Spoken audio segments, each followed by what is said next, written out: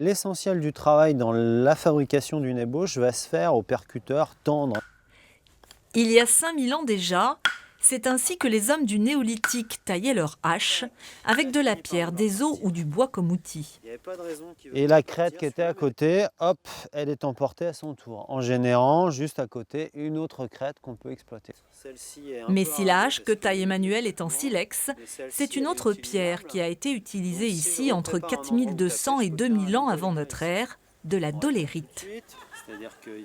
La dolérite, elle se présente sous la forme d'une colline, d'une montagne, d'un volume de roche cohérent. Et les néolithiques ont dû faire de l'extraction en fait de cette pierre. La colline, la voici aujourd'hui, mais le site d'extraction s'étendait autrefois sur une centaine d'hectares. Un archéologue quimpérois, Charles Tanguy-Leroux, l'a mise au jour en 1964. Alors il a commencé à défricher et il s'est rendu compte que ce rocher avait été exploité. L'œil averti repère aisément les traces de cassure dans la roche. On estime que 2 à 3 millions de haches polies ont été fabriquées sur le site de Quelfenec avant que le bronze puis le fer ne mettent un terme à cette véritable industrie. Aujourd'hui encore, on retrouve ces pierres taillées dans la campagne bretonne. Ça c'est beau ça, Et même bien au-delà.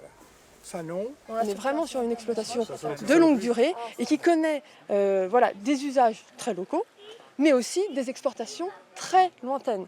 Donc sur toute la moitié, je dirais ouest de la France, jusqu'en Angleterre, etc., on retrouve de la métadolérite de Plusulien.